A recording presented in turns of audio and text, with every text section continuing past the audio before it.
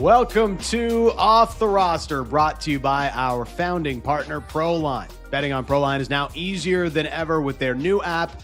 Download it today and make things interesting. It's Dan Riccio and Cabbie here with you on Off the Roster today. Good morning. Lindsay taking a much needed day off. She'll be back tomorrow.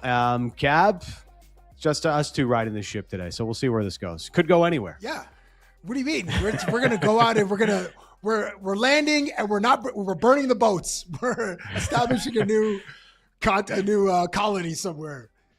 Yeah, it's there's a lot to get into. Obviously, the Raptors from last night, difficult one against the New York Knicks. Ben Lyons is going to join us. We'll get his take on some of the big storylines around the NBA as well. But we were hyped for last night. You know, Knicks in town at Scotiabank Arena in the second half of a back-to-back.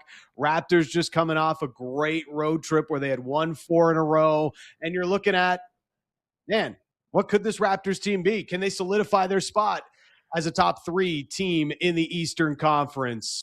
And 119-92, they lose to the Knicks. That's how do you describe a game like that, Cab? What's the phrase you use off the show? Belt to ass, bro. That third quarter was a belt to ass performance by New York. Yeah, and the Raptors blown out. I think they had 8 turnovers in the quarter alone, and they attempted just 3, I think, in the entire quarter, much to the chagrin of their coach, Darko Rajakovic. So this is, now a theme. The Knicks kind of own the Raptors here, Cab. It's 11 straight wins for the Knicks, and this was a healthy. I know Jakob Poeltl's still out, but it was a healthier Raptors team with RJ Barrett in the lineup than we had seen, and they can't seem to get to that level with the Knicks, who I know are an Eastern Conference favorite, came into the season as an Eastern Conference favorite. But I wanted to see some progression from the Raptors last night, and we just didn't get that. Bro, to use my terrible boat analogy, it's like New York came with the boats. They burned the boats, and they're here. They've won 11 straight in Toronto. So, they own, I don't know, they own Queens Quay.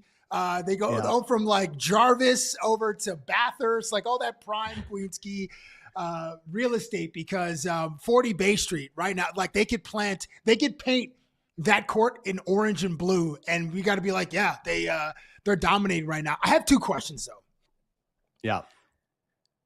Did Mikal Bridges and OG Anunoby check their phones at halftime to see if Shams was tweeting about them? Because the way they came out in the third quarter, and maybe he did, or maybe their friends sent them something, because these mother bleepers absolutely dominated in the third quarter. And then also, my second question is, did OG Anunoby see an ex-girlfriend inside Scotiabank Arena last night and then went ham?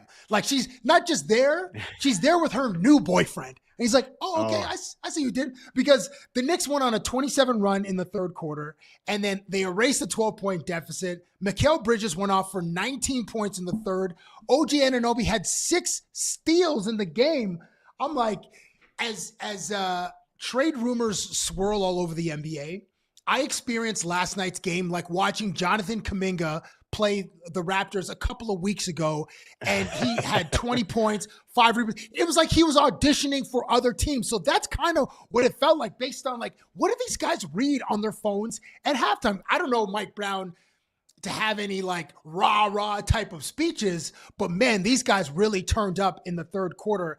And a couple of quick quotes from our guy, Christian Winfield, who was on the stream yesterday. He writes for the New York Daily News. He said, OG Anunoby played one of his best games of the season with 26 points, 6 steals, 5 assists against his former team.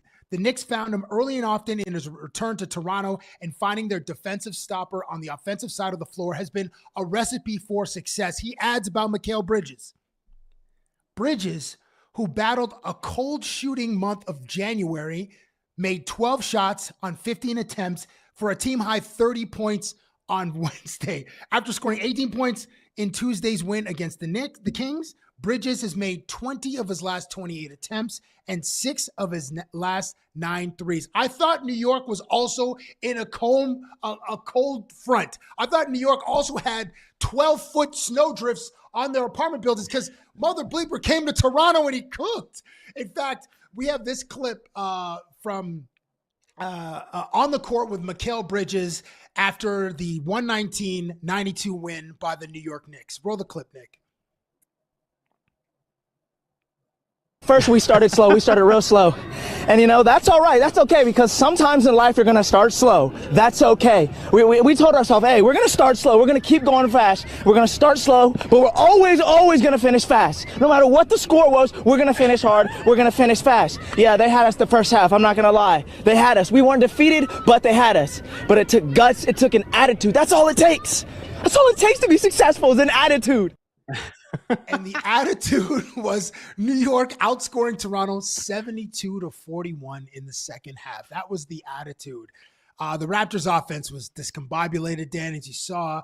We couldn't get into any rhythm in the third quarter. Yeah. Jamal Shed and Emmanuel Quickly combined for 10 points. RJ Barrett, who's on like a minutes restriction, he didn't play. So with that context, he played okay against his former team. I think he was 3 for 13. But with 8 rebounds, I don't know, Dan, were there any positives for you for Toronto, or were you just sort of washed away in New York's second half where they it was just flat out dominated, it was belt to ass by the Knicks? I feel like this is a moment because the Raptors are still like very early in their development stage with this core of the team, that it's like you get a few more mulligans, as it were. And even though this was an ugly performance and I wanted to see more from the Raptors, I can give them a bit of grace because it is a young team. And, for as good as this season has been, they've shown to be like the 4th or 5th best team in the Eastern Conference through this first half and a bit of the year. But like when they've gone up against the Celtics or the Knicks, like those teams just have a gear that the Raptors clearly can't reach yet. And is that a requirement of going out and making a trade so that they can get to that gear? Is this still part of their learning process? Like the Knicks took it up a notch in the second half. They started playing defense like the Raptors, super aggressive, getting out on the fast break and in transition. And they're a lot bigger than the Raptors, especially with Cat dropping those 22 rebounds or grabbing those 22 rebounds. Like they have an element of physicality that the Raptors could not match last night. It was disappointing to watch. It's like you want them to get in that fight with the Knicks, and they weren't there. And that's the disappointing part of last night's game. But I have to remind myself, this is very much still a learning process for this group. And that's something I can't get away from. The other part of it that it becomes clear in some of these matchups, like when the Raptors can't hit the three, we've talked about it for weeks now, Cab, but it remains an issue that there's nights where they can get away with it and some of the threes are dropping and it spaces the floor a little bit more. Or they play a lesser team and they can break down that zone defense. But when you go up against the big boys, you're going to have problems. And I think there's foreshadowing towards the playoffs in a game like last night against the Knicks that gives you pause for, can the Raptors have success in a playoff series when you hone in on the real X's and O's and teams are really going to target your weaknesses on offense and take away all the things that you do well, or do their best to take away the things that you do well as a team? And how do the Raptors find alternatives? Last night was a moment where the Raptors could not find alternatives and they only score 40 and change in the second half against that Knicks team. It was, there's disappointments in that game, and there's a foreshadowing toward the playoffs as to where the Raptors will have trouble if they don't add some 3-point shooting and potentially a big before next week's deadline. The identity shift was interesting. It felt like the Knicks used the Raptors playbook against them. They were moving the ball like the 2015 San Antonio Spurs. Josh Hart, Mikal Bridges, and Karl Anthony Towns had 10 of New York's 14 three-pointers. And here's another part of how the New York Knicks just stole the Raptors' identity. Getting into passing lanes, collecting steals. They had 12 steals in the game. Which outlet passes, which led to 16 fast break points, and they had a substantial point differential in the paint at plus 22. It was, man, those are all the things that Toronto's good at, and New York's like, you know what? I see your superpower. Let me just snatch that from you, and we're just gonna run you guys off your own court in the second half. There are a few positives for Toronto, as you said. This could be like a turning point. Dan, Colin Murray-Boyles returned to action. He's dealing with a thumb injury. He had 5 rebounds. He had 4 blocks, which is a season high, and which we see his defensive intensity. Him and Scottie Barnes were able to keep Karl Anthony Towns out of rhythm because he couldn't really, even though he had 22 rebounds, which is like a mind-boggling number. Cat didn't. Who's also the subject of trade rumors, just never really seemed to be like all that engaged. And Colin Murray-Boyles and Scottie Barnes helped to prevent him from really locking in and torching Toronto for like a 20-20 game. So salute to Colin Murray-Boyles. And Scottie Barnes, our all-star, had another double-double, his 22nd of the season. He made life a little bit more uncomfortable for Karl Anthony Towns, as I mentioned. And his ability to impact the glass, he shot an efficient 6 for 13. Listen, it wasn't a great performance overall by the team, but Scottie Barnes, again, is putting together an all-star campaign, and Colin Murray-Boyles showing us a little bit more of what he's going to be as a player. And this is just his rookie season, but he's making leaps, even though I can't imagine just like going to work with like a busted thumb. And then in basketball where there's constant contact, whether it's you're fighting through screens, you're fighting off screens, you're grabbing rebounds, like just getting hit, like re-hitting your thumb, every potential play just got to be just, it's like painful, but also just like annoying. Just like, man, when is this pain going to subside? But those are a couple of the positives that I saw from Toronto. I don't know. Was there anything that like gave you a little hope, or you're like, you know what? The game overall was, we can flush this one down the toilet, but there are a couple of things in here that were all right. The second half, we can definitely flush it. I guess there's lessons in there for the Raptors. So maybe going back and looking at the tape, will provide some lessons for the future. But it was hard not to look at the other side of the court. You mentioned OG, and it just feels like every time he's back in the 6, Cab, he lives up to the revenge game narrative. I don't know if there's an ex-girlfriend there sitting courtside with her new guy, and he's just, trying to show him up, as you mentioned earlier. But OG Anunoby, 26 points. He just like lit up the stat sheet. He had a handful of rebounds, 5 assists, 6 steals, 2 blocks. Like there's just a little bit of something in every category for OG last night. And, it's, the guy just finds another level when he's up against the Raps. Listen, I took some time last night after putting my son to bed, and I was feeling a little bit emotional. And I wonder about OG's emotional state playing against Toronto. He is now 6-0 against his form. He's never lost to the Toronto Raptors since being with the New York Knicks. And I penned this letter to OG Anunoby, and it's called An Open Letter to OG Anunoby, based on the book Llama Llama Red Pajama. OG Anunoby. In Toronto, you won a trophy. OG in the finals, you did not play. OG, did that push you away? OG, who broke your heart? Then run to the embrace of Josh Hart? OG, we the North's heart is torn. OG, why do you play with so much scorn? OG, you are 6-0. Against Toronto, you bury us in snow. OG, if we broke your heart, please forgive us when the playoffs start. An open letter to OG Anunoby. I hope that heals you, bro. Yeah. That was well said. I never read Llama Llama Red Pajama, but it was well put, Cap. I like your take on Llama Llama Red Pajama for OG Anunoby. It's a favorite in the Richards household. So The boys, there's a rotation of books, and Llama Llama Red Pajama gets read probably once every 7 to 10 days. So thank you. I think the author's name is Adnan Dudney. Thank you. And I hope OG sees this message to this video, and he can, and it puts some warmth in his cold heart. Yeah. Every time that he plays Toronto, man. Jeez Louise, this guy, man. It's like we had that dude for so long, and then he just like, all right.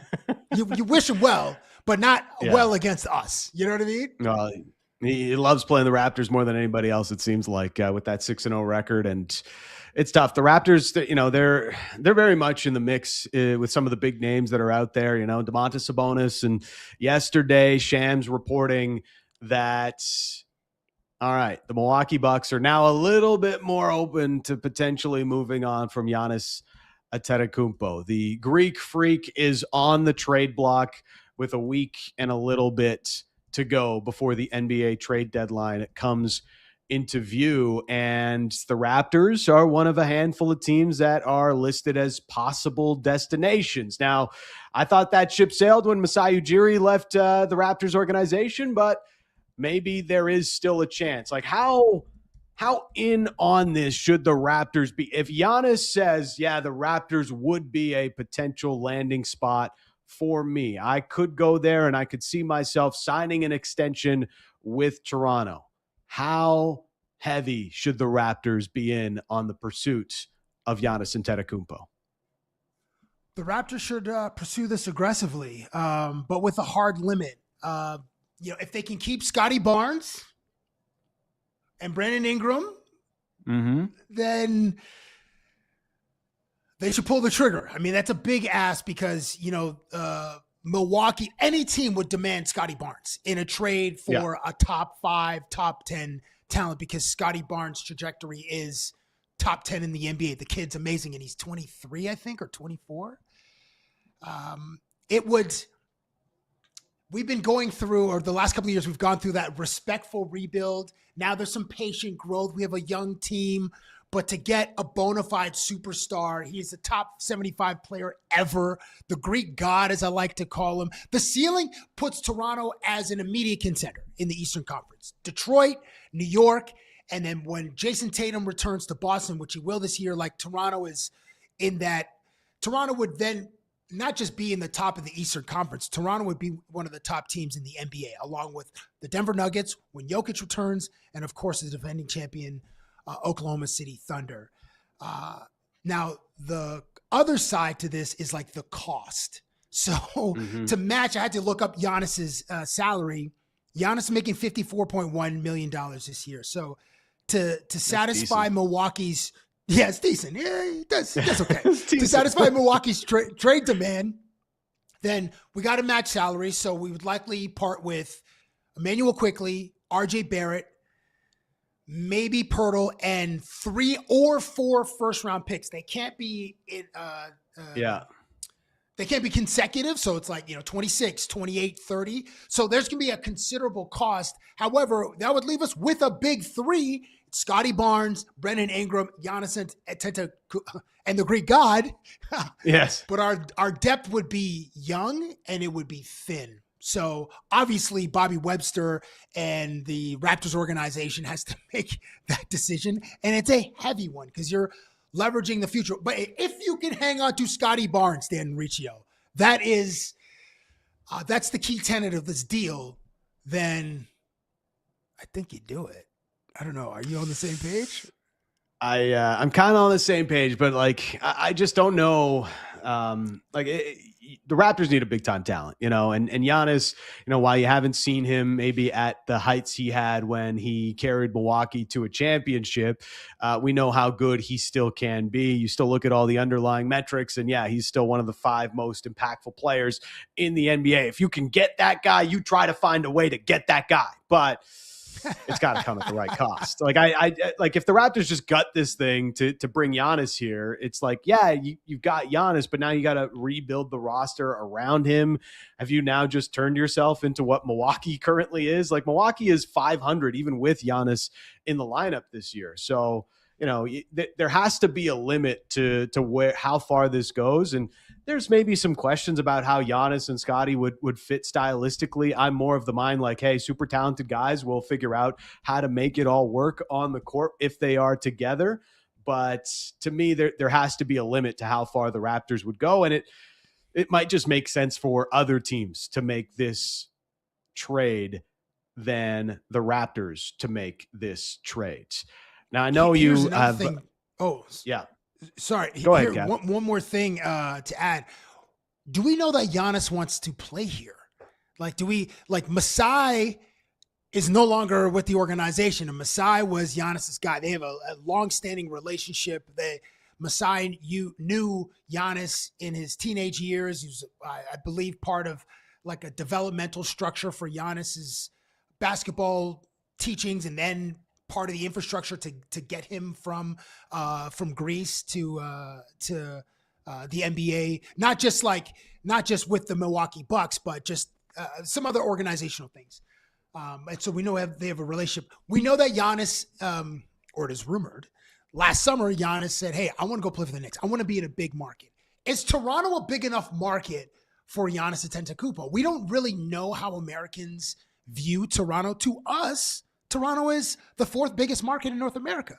But to someone who's played basketball in the United States, do they look north of the border and be like, that's like, is like being referenced by Drake enough? Is a city of 4 million people or 5 million with the GTA enough are the lights bright enough in Toronto? Is the Sky Dome and the Maple Leafs and the culture of Toronto, the mosaic of ethnicities and diversity of the people and the film festival, like, is all that enough for Giannis to want to play here? Or is somewhere like New York a little bit more attractive? Maybe Miami? A little bit more attractive. Miami is also hella attractive. Not as big as New York and Toronto, but has a big stage. Let's bring in our next guest to get his thoughts on it. He's Ben here. Lyons now joining us on Off the Roster. What's happening? Yeah. Yes, sir. What's happening, fellas? How you doing? I love that. I love that we're debating if the Toronto International Film Festival has enough cachet to pull the former MVP and NBA champion. It's a great festival, guys. It's a great festival. Yeah, still moves the needle both commercially and for award season. So I think Giannis the cinephile would be happy in Toronto. Toronto, I don't know if it's still underrated, but it's definitely a little bit more on the map than it was, 25-ish years ago when Vince Carter was just bringing it onto the map in the NBA. But for you, Ben, like when you look at this whole Giannis conversation as it blew up again yesterday, like where is this headed, and who to you is the favorite to land Giannis Antetokounmpo? And is it that team that was in Toronto last night at Scotiabank Arena putting belt to ass to the Raptors, as we like to say here on the show? I was waiting for you guys to bring up the Knicks game from last night. I wanted to get into that performance. Just tremendous in the second half. Grady Dick talking at halftime, we got to continue to play our style of basketball. Well, that didn't work out in quarters 3 and 4. Okay, so Giannis to the Knicks or to Miami, or look, it seems like it's been a game of hot potatoes since LeBron James announced the decision back in 2010 of who's the guy who everybody wants and who's the big star who's unhappy. And we saw with the Trae Young deal that it's not about what you get back. It's about the space you create. I don't think the Bucks are going to get back anything tangible that's going to appease their fan base or make their organization go in a direction of any note anytime soon. You're really trading just to kind of close the chapter, or you're trading to load up the war chest for the future. The Knicks still owe a bunch of picks to the Brooklyn Nets, so I don't know how they're going to put something together that entices Milwaukee to say, you know what, we'll take your first round pick from 2038 or whatever they have still. But yeah, we'll see. It's gotten a little chippy, and I hate Giannis booing back at the fans. He said so much of his career and the way we look at him as fans is centered around joy. and fun and enthusiasm, and he's got a very youthful spirit, and that seems to have gone, been taken away from him this season. So I hated that moment. And sometimes a change of scenery can re-inspire you. You know what I mean? So whether he even heads out, you guys didn't even mention something around Kuminga and the Golden State Warriors. He's always wanted to play with Steph. I think that's in play as well. It'd be really fun. That would be fun. Get some new laundry. Yeah, for the rest of the season. Now, Ben, on a scale of Joker 2, which is objectively a 1 out of 10, to Dark Knight, which is a masterpiece, so that's a 10 out of 10 on the scale. How confident are you that the Knicks complete a franchise-altering trade to acquire the Greek god Giannis Antetokounmpo? All right, so from Where's Dark your confidence Knight at, bro? From Dark Knight to Joker 2, my confidence on the Knicks Giannis trade is around Batman Forever.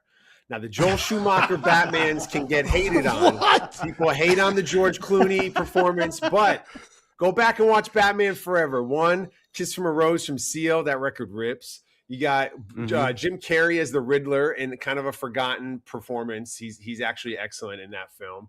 And Val Kilmer's not so bad. Plus, you got a young Drew Barrymore. So I'll go Batman Forever confidence. It's not as bad as you think it is. Because you got to understand, guys, I grew up on the Andrea Bargnani for first round picks and Steve Novak, right? I grew up on getting Antonio McDyess and Steve Francis and T-Mac too late and Jalen Rose too late and Dikembe Mutombo too late and the ghost of Keith Van Horn. And there's a lot of trauma here. So the idea of a Giannis who's played, I think, 6 playoff games in the last 3 years or something because of calves and backs and all types of injuries, it makes me very nervous. It feels very old Knicks. It feels desperate. It feels panicky. It feels like we're trying to win the back page as if people still read newspapers. I don't know, guys. I am not that excited about it. So Batman Forever, right in the middle of the Batman pantheon, I think. Okay, I needed some clarity on where does Batman Forever rank on that scale of Joker 2, which is a 1, and Dark Knight, which is a masterpiece. It's not the Nolan Batmans. Dark Knight is probably an 11. But it's not the Ben Affleck Batmans. It's not the Christopher Nolan Batmans, right? It's not Christian Bale learning how to fight with Ra's al Ghul and the sticks, and then he crawls out of the cave. It's not that. Yeah. And it's not Ben Affleck. So it's right in the middle. I don't know if anybody's watched the Ben Affleck Batmans. You haven't had to change planes in Detroit or something on a flight to San Diego or nothing? No, hasn't happened. Denver and Chicago are those hubs for us as Canadians that we we usually fly into one of those cities to get to somewhere else. But I'm asking this question because there were LaMelo Ball rumors to Toronto earlier this year. He's also a talented player that's been floating out there in, on the Twitterverse about NBA trades.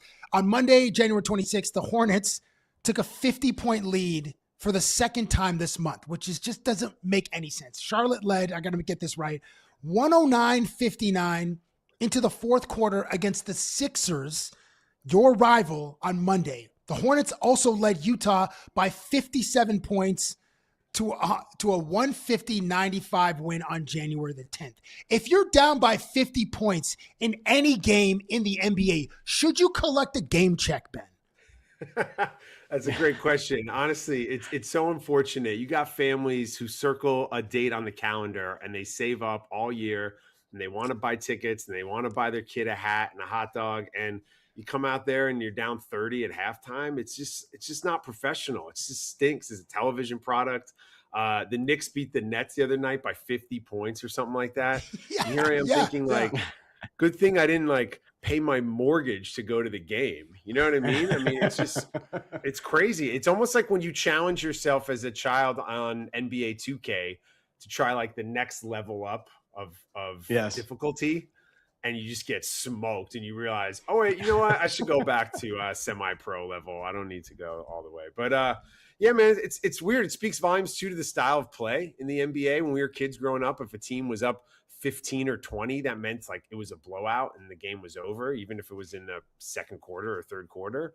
But now that those swings, as we saw last night at the Scotiabank Arena, which I'm ready to dive in with my box score anytime you guys want to bring up the game. No Mitchell Robinson, no Deuce McBride. We'll get to it. But, I think it just speaks volumes to to the style of play in today's NBA, the three-pointer, and teams it's just lackadaisical. And I think you get guys on different nights. You got back-to-backs and, guys having the Miami flu or, in LA for 4 days or something like that. It can kind of, I don't know. It's tough to find nights where both teams are like both healthy.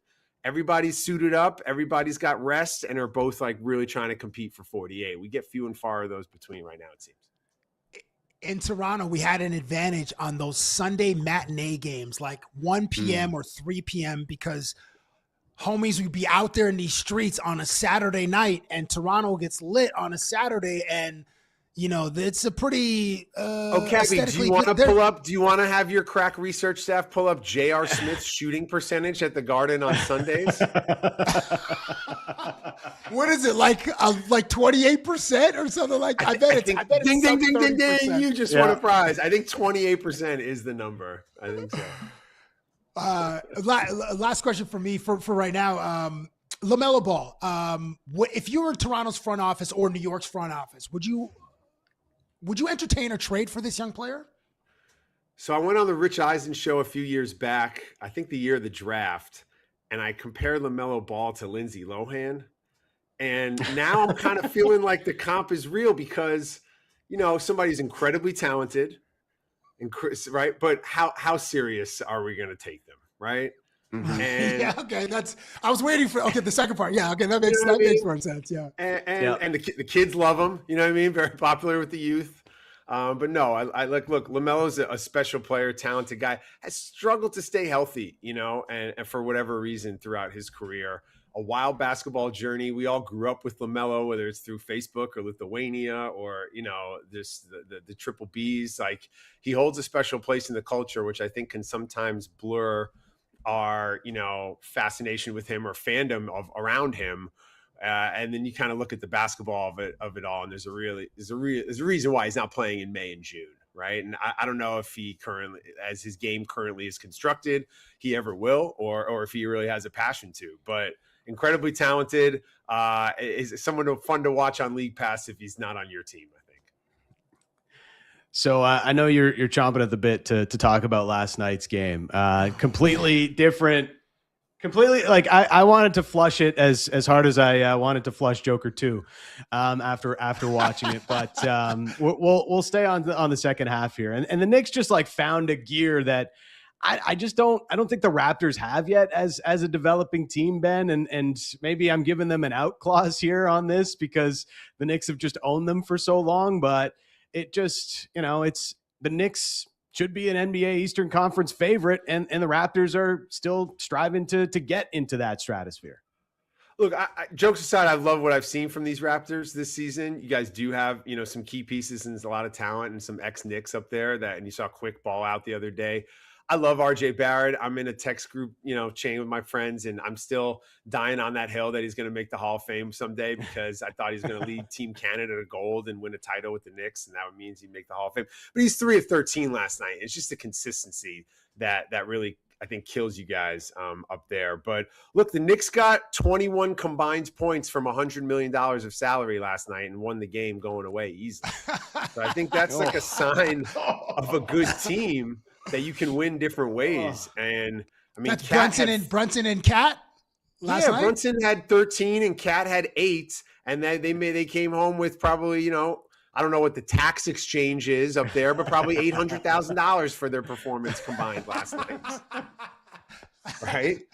But yeah, but to win different ways and to have OG have a little revenge game and to get, the difference with Mike Brown and Tibbs is Mike Brown showed you 9 guys in the first quarter. You had Yabusele, Shamet, Tyler Kolek. You threw Diarra out there, like all in the first quarter. And there's some coaches who think it's a good idea to engage guys early in the games, keep them involved, right? Jordan Clarkson, maybe a veteran who might check out if he's not going to be in the rotation.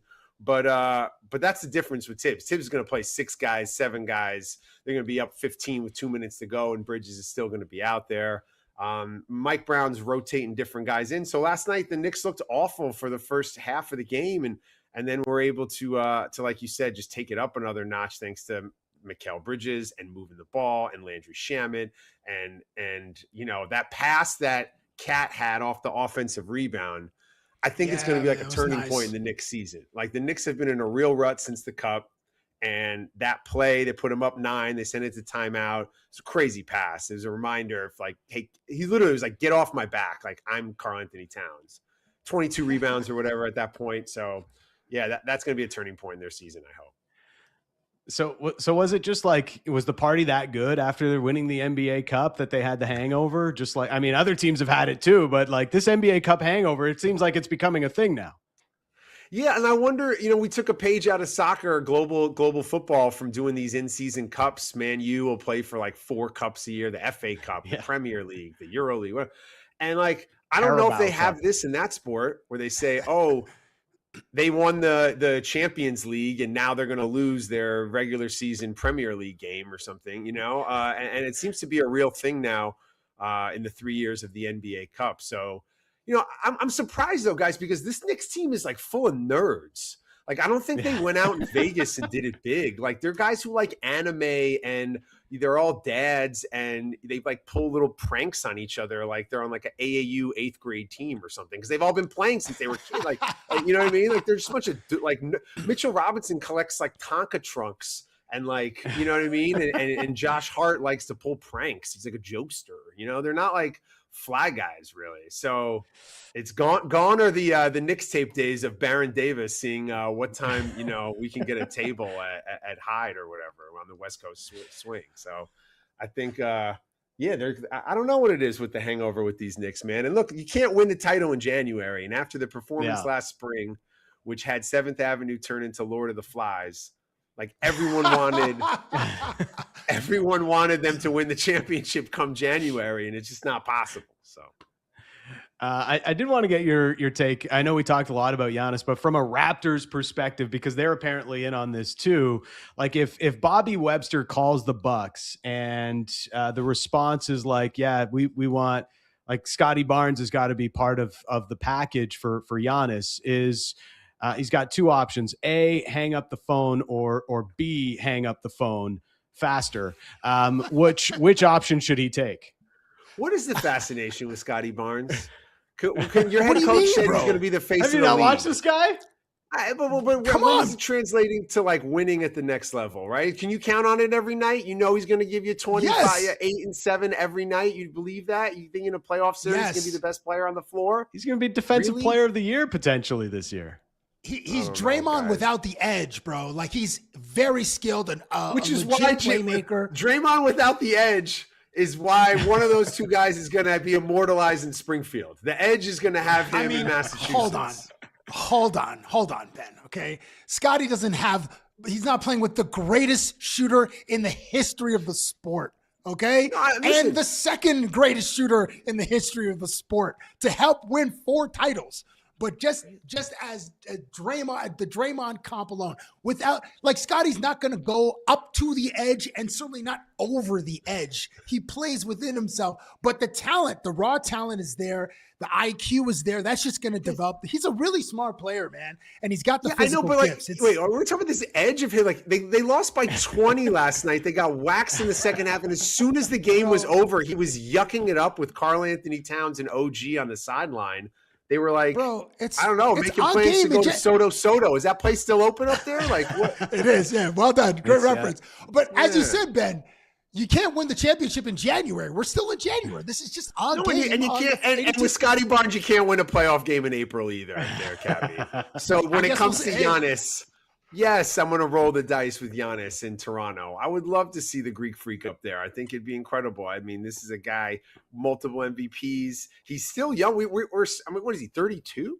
I know he's injured a lot. 31, I think. 31 or 32. 31? Yeah. Oh, man. I think he's got like an interesting connection with you guys in that franchise, I feel like. There's been a lot of moments in games and series and different things. So I don't know. I like the fit. And for Scottie Barnes and I don't know, the ghost of Zan. I think you're underrating Scottie, man. He's defensive player of the year. He's up around 20 a game.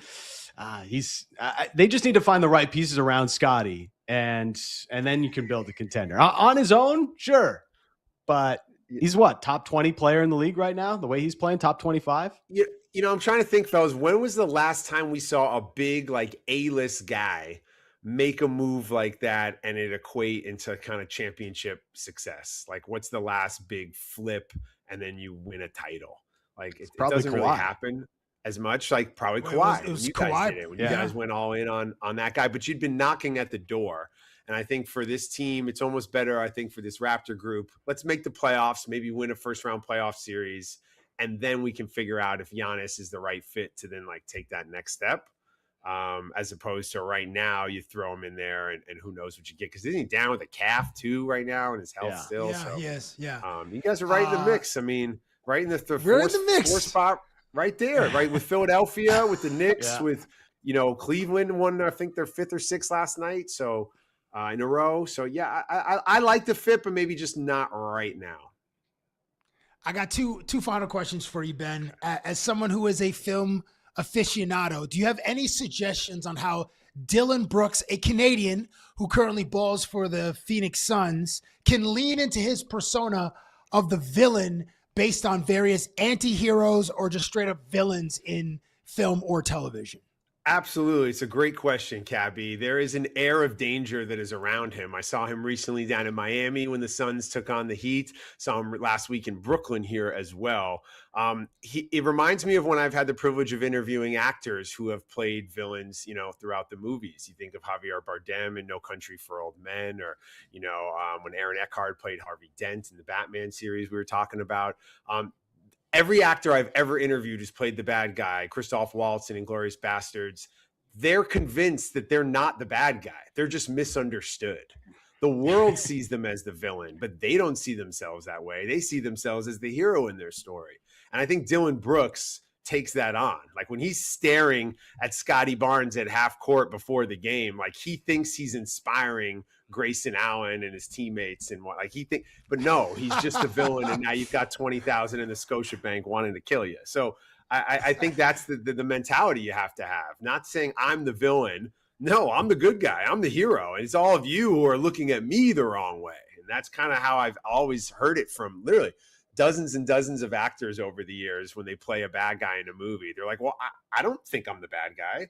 That's what you think of me. So I think Dillon's got to take that on. And I'd like to see him in this international All-Star game. I have no idea what's going on with the All-Star game and who gets to be on it. And if Donovan Mitchell wants to play for the world team because his grandparents are Panamanian, then he should. Or if Kat wants to be on the Dominican team, go for it. Yeah. Is Lauri Markkanen good enough to be an All-Star, or is he only going to be on it because they need 8 guys from around the world? The Jazz are trash. Like, I don't know. So we need to figure that out, guys.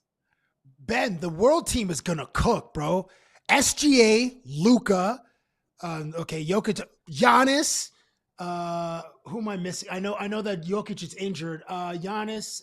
Your boy Scottie Barnes? No, no, he's from Florida. Yeah.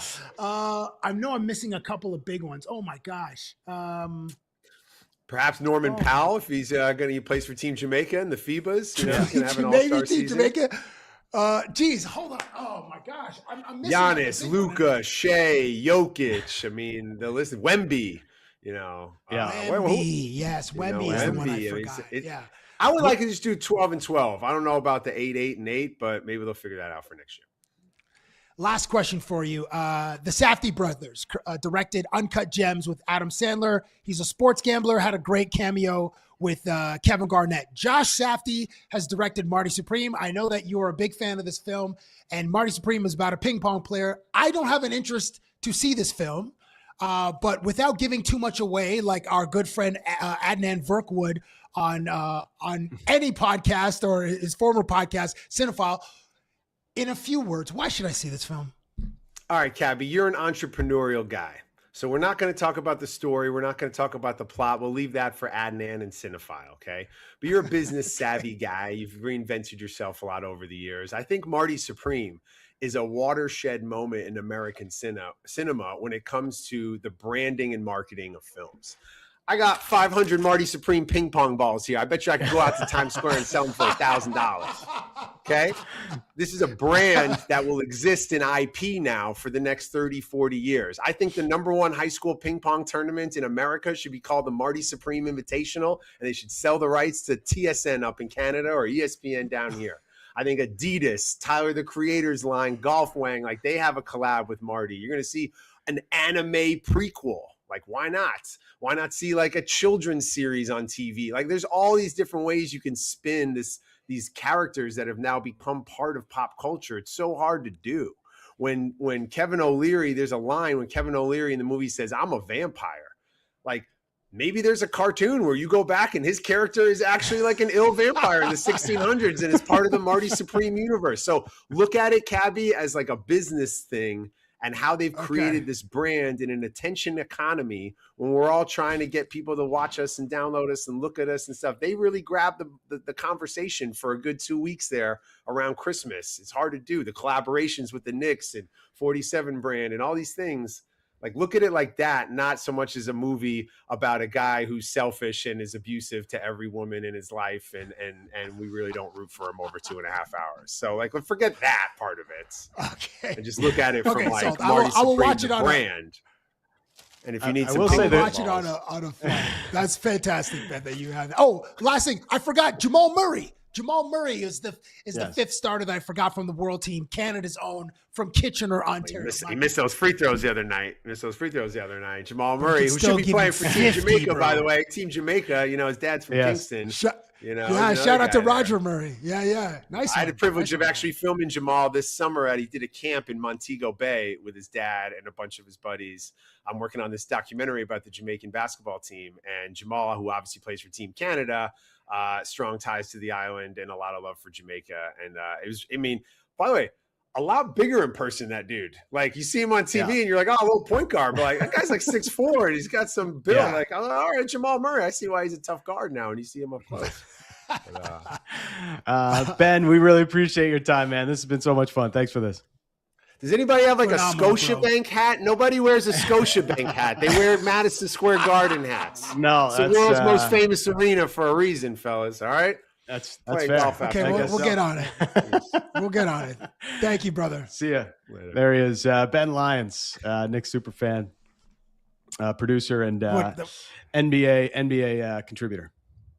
NBA contributor, filmmaker. This guy is like the jack of 49 traits, not of all, like 49. This bro is worked for Bleacher and Tia Turner, and we've crossed paths working NBA circles, and good friend of ours, Adnan Verk, and dude, super talented. I just love how many strays did Toronto catch in that conversation? Too many. Like, does Giannis want to play here? The Scottie Barnes slander. This thing. Scottie Barnes slander free zone. I'm still trying to get over Kevin O'Leary being in Marty Supreme, though. Like, I can't. The career track record of Kevin O'Leary, Mr. Wonderful, is just like, it's blowing my. Like, one day he's like on the Marilyn Dennis show and Dragon's Den, and now it's like, now he's in a movie and he's getting shout out by Timothée Chalamet during his Best Actor award win at the Golden Globes. Like, did he pay to get in the movie? Is he a producer on the film as well? How did Kevin O'Leary end up in this film? I don't get it. That is a great question. I haven't seen the movie yet, but Pablo Torre needs to investigate that. Pablo Torre is like the new Big J journalist out there, and he's diving deep into like more undercovered stories, and I'm sure he could lift the veil on why Kevin O'Leary has had this incredible rebrand, going from Mr. Wonderful, super capitalist jerk. Persona, I don't know him personally, to like getting shout outs from Timothée Chalamet at award shows. Now, if Ben had slander for the Toronto Maple Leafs, then I would accept it, because that would be more, not just on brand, but that would be very topical. But the Scottie Barnes slander, no bueno. Yeah, no Scottie Barnes slander, but right now it's a pile-on for the Maple Leafs, and they are just getting it from all angles at this very moment as they head out on a 4-game road swing, beginning in Seattle tonight. So we've got a late start for the 10 o'clock start time from Seattle Climate Pledge Arena, the most mid-franchise in the NHL right now, the Seattle Kraken. I don't know. You want to be a mid team? Just hire Ron Francis as your general manager. There's your easy way path to it. But all that aside, Leafs are figuring out their path. And yesterday, Cab, you were like, "Hey, season not over. It's hanging on by a thread, but you still got a lot to play for here with 29 games left." They've got this 4-game swing before the Olympic break, so 8 points are available to them, starting with this one tonight in Seattle. What kind of points haul do the Leafs need to at least give themselves a punching chance when they return from the Olympic break? It would be nice for Toronto to start with some regulation wins on the road. Their last regulation win on the road was December 4th at Carolina. Toronto's had one spectacular overtime win in Colorado and had another great overtime win in Winnipeg this month, but just a regulation win. Build some confidence. Literally put some points on the board. The gauntlet in Alberta is the most important part of this road swing. That's that Toronto needs to get 3 points in versus Calgary and Alberta and Edmonton. It doesn't matter how, but they need to come out of there with at least 3 points because I think the narrative. The magic number, I think, is 6, Dan, and the narrative goes from sell everything, burn it down to the studs, to like, we still have a chance, to like the ace, not the ace man, the Jim Carrey in Dumb and Dumber. You're saying there's a chance? There's still a chance if they come out there with 6. I don't know. Do you think we got to like win all 4 games, Dan, or is 6 or 7? Oh, geez, 6 to 8. I don't want to give the chat 6 or 7. Yeah, I saw. No, man, I just did it. You need between 6 and 8 points. Okay, like that's a non-negotiable here if you want to keep your season hanging on. Also, like Seattle's not very good. Vancouver's the worst team in the league.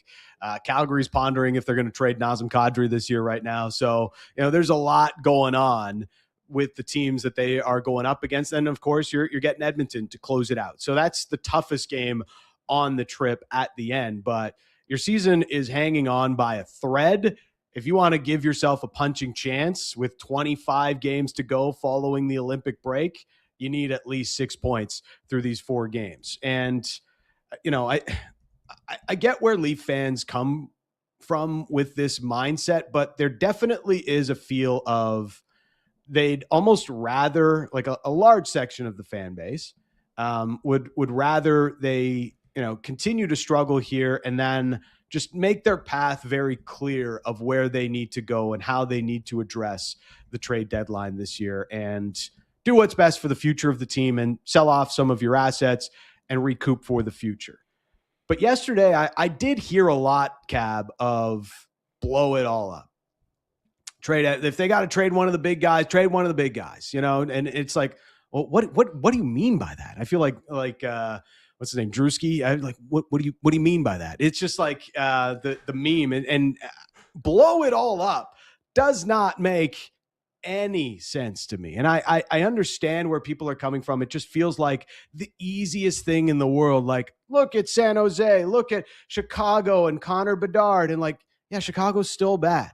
San Jose is having a hell of a season, but Macklin Celebrini kind of feels like one of one. Like you don't really get that guy very often in the NHL entry draft. So maybe he is an outlier. What about Buffalo before this year? It's been 15 years since they got back to the playoffs, man.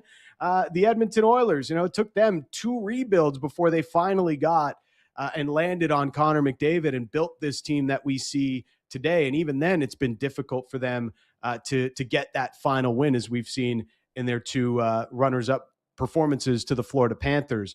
But this idea, blow it all up, everybody's missing the thing that's staring them right in the face. The Leafs do not own their next 2 first-round draft choices. You can blow it up for this year, and maybe you tank hard enough to get a top 5 pick, and you get to keep your pick, and it transfers to Boston next year. But guess what? If you tank hard enough, maybe sell off some pieces that are going to be helping you try to bounce back next year, it's going to make it harder for you to bounce back. And now Boston all of a sudden has an unprotected first-round draft choice from you. And that pick that belongs to the Philadelphia Flyers in the Scott Lawton trade, it transfers to 2028 and also becomes an unprotected first-round draft choice. And that's also when Austin Matthews' contract is up. So you are really playing with fire with this idea of blow it all up. You're going to potentially end up like where the Clippers are right now after the Paul George trade, which was made in 2019. And they're still, giving up first-round picks from that deal. Different context, of course, from the NBA. But when you don't own your first-round picks, the idea of tanking doesn't make any sense.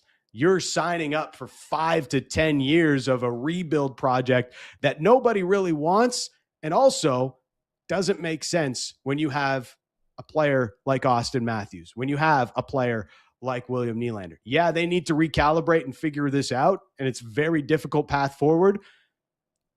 Ultimately, tanking this season might be the best of a lot of bad options, but tanking beyond that, nobody wants that. Nobody wants that, Cab. Talk that talk, Dan Riccio. That was phenomenal. Here's another question for fans and media. Exactly how do you tank?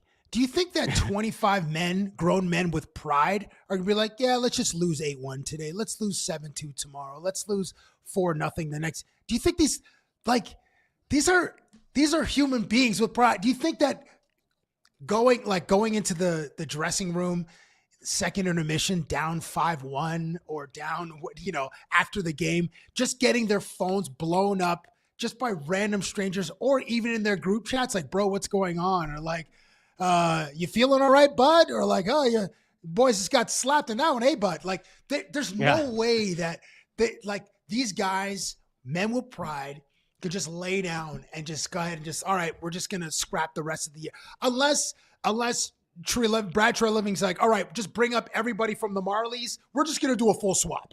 And then, let's run with our AAA team. Like, these guys obviously want to try to qualify for the playoffs. And they obviously want to fix what's broken with their team. And they obviously don't want to tear it down. I think your point was phenomenal there. Like, if who do you send? Do you trade the captain like people were clamoring for 6 weeks ago? Do you trade Willie, who's going to go play for his country, hopefully in like a couple of weeks? Be careful what you wish for. Be careful what you wish for. Be careful what you wish for. I love your thoughts there, bro. That was a great reframing of, like, yeah, there's a lot of noise around the Toronto Maple Leafs, and a lot of it is just like, oh, it's mind numbing, and it's a lot of the same thing, and you're just like, okay, you guys can't really do what you want to do, which is burn it down because of the reasons you outlaid so brilliantly. Well done, sir. It's a problem Brad Tree Living has brought onto himself. And before we move on, I did want to, since this is very apt in this conversation, this fantastic meme came out yesterday. The panic meter on the Maple Leafs is, I mean, Craig Berube, the scar, the stitches across his head, they conveniently look like a meter, and the panic meter, it's all the way to the right now. It's, we are very high on the panic meter. Belief-o-meter, low would be on the opposite side, but the panic meter is quite high on the Maple Leafs. They've got Seattle tonight. All right, it's that time of the show. Let's get to our picks of the day here on Off the Roster. And yes, the new ProLine app is here. It just launched. Download to check out all the new features and see how it's easier than ever to bet with ProLine. The new ProLine app has more sports, more leagues, and more markets than ever now, with more ways to same game parlay as well. Tonight, I am looking simply at the Leafs and Seattle Kraken, Cab. And, anytime the Leafs are like Godfather 3, Al Pacino in Godfather 3, just when I thought I was out, they pull me back in. So if I know the Leafs, like I think I know the Leafs, they're going to have a great performance tonight and get a dub over the Seattle Kraken. And that is my pick for this evening. Where are you headed, Cab, with your selection for tonight? The Brooklyn Nets are in a tailspin. They're sputtering trying to get to the All-Star break. The Nets have lost 14 of 16 games, Dan, and currently on a 5-game road trip out west. Michael Porter Jr. is a volume shooter and playing against his old team in his old gym in Denver. 3 or 4 Denver starters are injured, so I like Michael Porter Jr., who's coming off a 36-point performance against Phoenix, to hit over three or more three-pointers tonight against his former team, the Denver Nuggets. That is my ProLine pick of the day.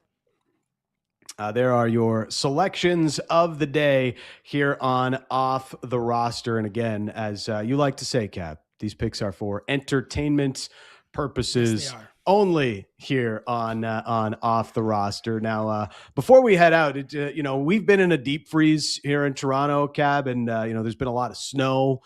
We got record-breaking snow the other day. It's very uncomfortable, but for a lot of people south of the border, it's been that way as well. If you go to Texas right now, you can literally skate on the roads in Yes. Texas. Like, we can play shinny in the middle of the streets in Texas. That's how bad the ice storm has gotten in the deep south, no less. So this was surprising to me, but even the U.S. is in an incredible deep freeze right now. That doesn't seem like too bad. That looks like pretty fun. Yeah, that not something I would expect to see in the United States. Lake Louise, yes. Winnipeg, Manitoba, yes. Maybe even St. John's, Fredericton, St. John's, New Brunswick, but not in wherever that was in Texas. That's amazing. And salute to that random. I think he was wearing a Wild sweater, right? Was that Ryan Sutter? Ryan Suter. That's a little bit of a throwback. Ryan Suter. It's been a while since he got bought out by the Minnesota. Is he still on the Minnesota Wild payroll? He might still be on the Minnesota Wild payroll. I think it may have just come off the payroll after his long buyout. But that's like the perfect spot to knock over a couple of garbage cans and just get a couple of people and start whipping it around on the ice in the streets. Construction cones there. Yes. And figure it out. A little game of shinny on the streets. Cab, we'll be back tomorrow to close out the week. Lindsay will be back as well. But until then, have a great afternoon, and we'll talk to you on Friday with Off the Roster. Hope you enjoyed this video. If you want more Off the Roster content, make sure to like and hype this video and subscribe to the Nation Network YouTube channel.